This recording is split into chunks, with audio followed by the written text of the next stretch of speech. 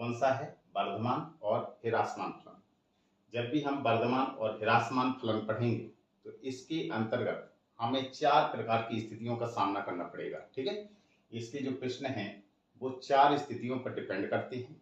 तो एक एक करके हम स्थिति को देखते हैं कि देखेंगे कि किस तरीके के हमें इन प्रश्नों को हल करना होता है। ठीक है, तो आइए सबसे पहले हम चलते हैं कि 4 स्थितियां वर्धमान और ह्रासमान फलन में कौन कौन सी स्थितियों का हमें सामना करना पड़ेगा। तो देखिए, इससे संबंधित 4 स्थितियां उत्पन्न होती हैं। पहली स्थिति तो ए होती है। कैसे? कि मैं एक ग्राफिक चित्र बना रहा हूं। ए है मेरा एक्स अक्ष और ए है वाई अक्ष और ए मूल बिंदु 0,0 है, मैंने 0 मान लिया। ठीक है, एक कोई फलन दिया गया है, एक फलन दिया गया है। यहां पर मान लिया कि कोई पॉइंट यहां पर x1 पॉइंट पर मैं ले रहा हूं। ये मैंने x1 पॉइंट लिया। x1 पॉइंट पर इसका जो फलन हुआ वो फलन कौन है? fx1 है। मैंने फिर यहां पर दूसरा पॉइंट लिया। मान ली कि यहां पर मैंने दूसरा पॉइंट लिया x2, तो यहां पर फलन का जो मान होगा वो a होगा। क्या होगा? fx2। आप इनके निर्देशांक निकालना हो तो निकाल सकते हैं। x1 कॉमा fx1, क्या लिख सकते हैं? x1 comma fx1। इस बिंदु के जो निर्देशांक होंगे वो x2 कॉमा fx2 होंगे। इस स्थिति में आप देखेंगे कि जब हम x का मान बढ़ाते हैं, x का मान x इस तरह होता है, y इस तरह होता है। ये जो f लिखे हुए हैं यही y है।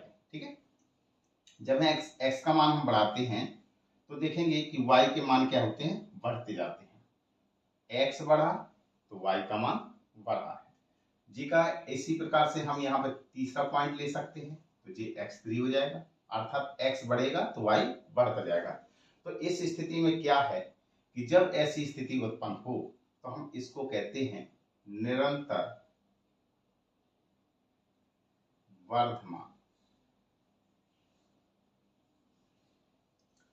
ये जो स्थिति होती है वो कैसी होती है? निरंतर वर्धमान वाली स्थिति होती है। ठीक है, तो इसका जो फलन है वो क्या कहलाता है? निरंतर वर्धमान फलन। अब निरंतर वर्धमान फलन के लिए कौन सी शर्तें होती हैं जिन्हें मैं आपको आगे पढ़ाऊंगा। तो पहली स्थिति उत्पन्न ए स्थिति उत्पन्न होती है। अगर ऐसा है तो क्या है? वो निरंतर वर्धमान है। दूसरी स्थिति कैसी उत्पन्न हो सकती है? ये मान लिया कि एक्स अक्ष है और ए माना कि y अक्ष है।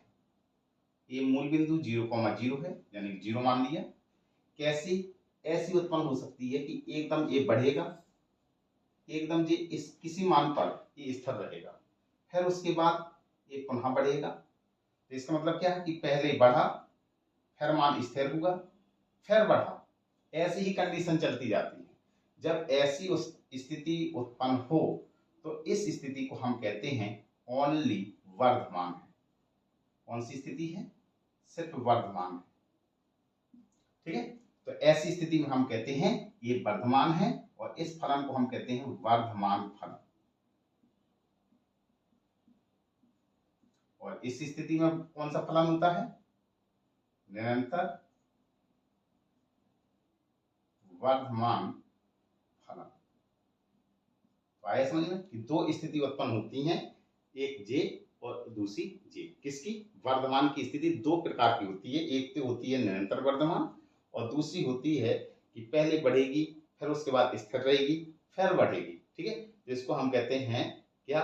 वर्धमान फलन। ठीक है, ओनली वर्धमान कहते हैं। ठीक है, आगे चलते हैं। तीसरी स्थिति जो उत्पन्न होती है वो ए है कि जी मान ली कोई एक फलन है। जी मैंने पहले ग्राफ में मैं दिखा रहा हूं, ये एक्स अक्ष है और ए मेरा वाई अक्ष है। ये मूल बिंदु 0,0 है, 0। इस स्थिति में क्या होगा कि कोई जो फलन है वो ऐसा होगा कि वो घटता जाएगा। इसमें क्या था? फलन बढ़ता हुआ जाता है, इसमें फलन क्या होगा? घटेगा। तो इस स्थिति में अगर फलन घट रहा है तब कैसा होगा कि पहले फलन घटा, फिर बढ़ा, फिर घटा, फिर बढ़ा। है, जैसे मान लीजिए सपोर्टेड ये स्थिति उत्पन्न हुई, ऐसी स्थिति गई, यहां पर मैंने मान लिया कि कोई पॉइंट x1 पर देखें, तो x1 पर हम देख रहे हैं, तो इसका जो फलन का मान है वो कौन है, f x1, ठीक है। यहां पर हम देखते हैं, मान लीजिए x2 पॉइंट है ये, और इसको इससे मिलाया, तो इसका जो फलन का मान होगा वो क्या होगा, f x2। इसका मतलब क्या है कि x का मान तो बढ़ा, लेकिन y का मान क्या है, घटा। x का बढ़ा और y का मान घटा, तो इस स्थिति में क्या हुआ कि इसको हम कहते हैं निरंतर ह्रासमान, और इसके फलन को क्या कहते हैं, निरंतर ह्रासमान फल, ठीक है। तो इतना समझ में आ गया। अगर इन बिंदु इनकी बिंदुओं के निर्देशांक निकालना है, तो इसके बिंदु के निर्देशांक कितना होगा, x2, fx2। इस बिंदु के निर्देशांक निकालना है तो x1, fx1, ठीक है। तो ये तीसरी स्थिति देखी आपने कि अगर निरंतर ह्रासमान है तो उस फलन का जो ग्राफिक चित्र होगा वो इस रूप में होगा। चौथी स्थिति उत्पन्न ऐसी होगी, ये x अक्ष है और ये y अक्ष है, ये 0,0 जन्मूल बिंदु 0 है। क्या होगा इसमें, ऐसी स्थिति में क्या होना है कि पहले मान घटा, फिर उसके मान स्थिर हुआ, सही से होना है, पहले घटा और घटने के बाद स्थिर हुआ, फिर उसके बाद घटा, ठीक है। अगर ऐसी स्थिति उत्पन्न हो रही है, तो अगर ऐसा जा रहा है तो इसका मतलब है कि वो क्या हो रहा है, निरंतर ह्रासमान की स्थिति है, निरंतर नहीं, सॉरी, कैसी स्थिति है वो, ओनली ह्रासमान की स्थिति है, और इसका जो फलन होगा वो कौन सा होगा, ह्रासमान फलन होगा। अब मैं आपको इसके आगे आपको मैं बे कंडीशन में बताऊंगा कि अगर निरंतर वर्धमान फलन है तो उस स्थिति में फलन की स्थिति कैसे होती है, क्या कंक्लूजन है, अगर ओनली वर्धमान होता है तब कंक्लूजन क्या है, और जब निरंतर ह्रासमान होता है तब उसका कंक्लूजन है क्या। तो इसका मैं यहीं पर ग्राफिक चित्र बना रहा हूं कि जैसे मान लीजिए कि ये है फलन, ये मैंने मान लिया कि ये जो दिया गया है वो x अक्ष है और ये इसका y अक्ष है। आपने माना कि ये फलन जो है वो फलन ऐसा दिया गया है, ऐसा फलन दिया गया है। मान ला कि ये है कोई पॉइंट, किसी बिंदु पर अगर हम स्पर्श रेखा की प्रवणता निकालें, स्पर्श रेखा की प्रवणता वही तो क्या होता है, x अक्ष से झुकाव होता है। तो अगर हम इस फलन पर मान लिया कि हम स्पर्श रेखा खींच रहे हैं, तो वो स्पर्श रेखा, जैसे मान लीजिए कि फलन है और इस पर मुझे स्पर्श रेखा खींचनी है, तो मान लीजिए कि ए ऐसी, तो यहां पर जो x अक्ष से झुकाव है इस कोण को हम क्या कहेंगे, थीटा। यही जो थीटा है, यही झुकाव x अक्ष से झुकाव है वो क्या है, tan थीटा है। इस स्थिति में क्या है कि यह प्रथम चतुर्थांश में है, तो इस स्थिति में क्या होगा कि जो थीटा का मान है वो 0 से तो बड़ा होगा, लेकिन कितने से छोटा होगा, 90 से छोटा होगा, ठीक है। तो इस स्थिति में क्या होगा कि क्योंकि प्रथम चतुर्थांश में है और प्रथम चतुर्थांश में प्रत्येक निष्पत्ति का मान पॉजिटिव होता है, तो tan थीटा ही स्पर्श रेखा की प्रवणता होती है, वही उसी को हम x अक्ष का झुकाव कहते हैं। और यही जो थीटा जो प्रवणता निकली हुई है, यही प्रवणता आपकी क्या होती है, f डैश x कहलाती है, ठीक है। तो इसका जो मान है वो क्या होगा, जो पॉजिटिव निकलेगा, क्योंकि प्रथम चतुर्थांश में है और प्रथम चतुर्थांश में tan थीटा की निष्पत्ति का मान पॉजिटिव होता है, और पॉजिटिव जब होगा जब tan थीटा का मान 0 से बड़ा होगा। इस स्थिति का मतलब ये होगा कि f डैश x का जो मान है वो कितने से, 0 से बड़ा होगा। तो इसका मतलब है कि अगर कभी भी निरंतर वर्धमान फलन कहा जाए तो उसकी स्थिति क्या होगी कि एफ डैश एक्स का मान जो है वो कितने से, 0 से बड़ा होगा। क्लियर, इतना समझ में आ गया। तो निरंतर वर्धमान फलन होने के लिए क्या करना है कि जो फलन एफ डैश एक्स है, फलन का जब हम अपकलन करते हैं तो उसमें एफ डैश एक्स का जो मान है वो 0 से बड़ा आना चाहिए। अगर 0 से बड़ा मान आता है तो वो स्थिति क्या होगी, निरंतर वर्धमान फलन होगी। अब इस स्थिति में देखते हैं, इस स्थिति में अगर हम देखें तो यहां पर पहले फलन क्या हो रहा है, बढ़ रहा है। इसका मतलब है कि यहां पर जो एफ डैश एक्स है उसका मान जो है वो 0 से बड़ा है। यहां पर भी बढ़ रहा है, इसका मतलब यहां पर भी एफ डैश एक्स का मान जो है वो 0 से बड़ा है। यहां पर निरंतर एक जैसा है, कांस्टेंट है, समांतर है एक्स अक्ष के। इसका मतलब है यहां पर जो एफ डैश एक्स का मान है वो 0 के बराबर है, यानी कि थीटा बराबर इसमें क्या है, 0 अंश।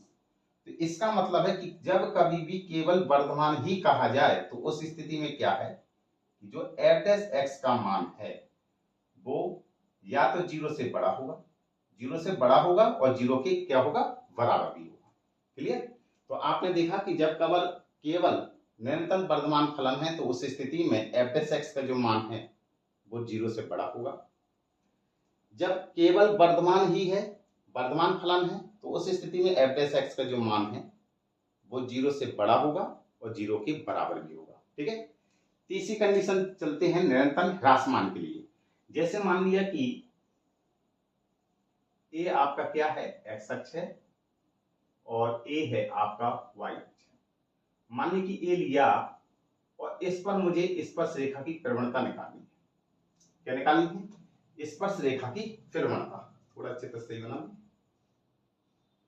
क्योंकि स्पर्श रेखा की प्रवणता ही क्या है जी। मान ली कि इस पर मुझे प्रवणता निकालनी है, तो अगर मैं इस पर प्रवणता निकालूं, जे प्रवणता निकली, तो वो क्या प्रवणता क्या होती है, एक्स अक्ष से झुकाव, यही थीटा है। तो इस स्थिति में हम देखेंगे कि जो थीटा का मान है वो 90 अंश से तो बड़ा है थीटा का मान, लेकिन कितने से छोटा है, 180 अंश से छोटा है।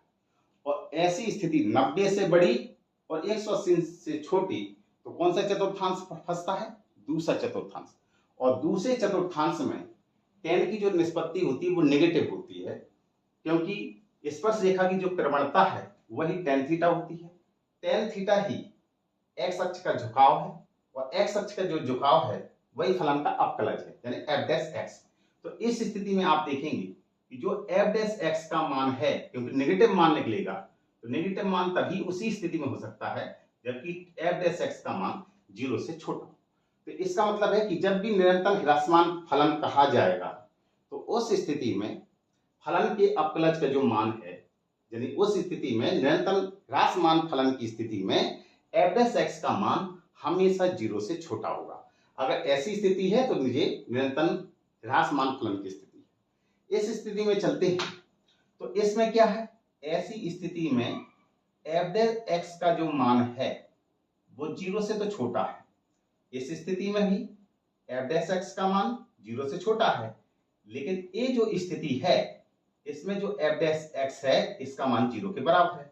तो इस स्थिति में क्या होगा कि एफ डैश एक्स जोन है इसका मान 0 से छोटा है और 0 के बराबर है। तो जब कभी भी ह्रासमान फलन कहा जाएगा तो उस कंडीशन में क्या है कि फलन का एफ डैश एक्स, फलन का जो अपकलज है उसका मान 0 के बराबर या 0 के इक्वल, 0 के बराबर या 0 से छोटा होता है। ठीक है। तो आपने देखा कि वर्धमान और ह्रासमान फलन से संबंधित 4 स्थितियां उत्पन्न होती हैं। एक होती है निरंतर वर्धमान फलन के लिए।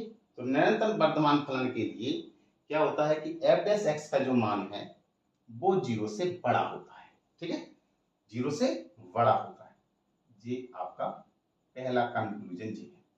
दूसरा कंक्लूजन ये है कि जब केवल निरंतर वर्धमान फलन न कहकर सिर्फ ओनली वर्धमान ही अकेला कहे तो उस स्थिति में फलन का मान यानी एफ डैश एक्स का जब भी मान हम निकालेंगे तो उसका मान 0 से बड़ा या 0 के बराबर होगा। अगर निरंतर ह्रासमान फलन की स्थिति है तो उस स्थिति में एफ डैश एक्स का मान कितने से 0 से छोटा मान निकलेगा। तो ये 0 से छोटा मान की स्थिति है। केवल ह्रासमान फलन कहा जाए तो उस स्थिति में एफ डैश एक्स का जो मान है वो 0 से छोटा होगा या 0 के बराबर होगा। तो ये 4 प्रकार की स्थितियां हैं फलनों के वर्धमान और ह्रासमान फलन को ज्ञात करने की। ठीक है, तो इनको आप बता दीजिए।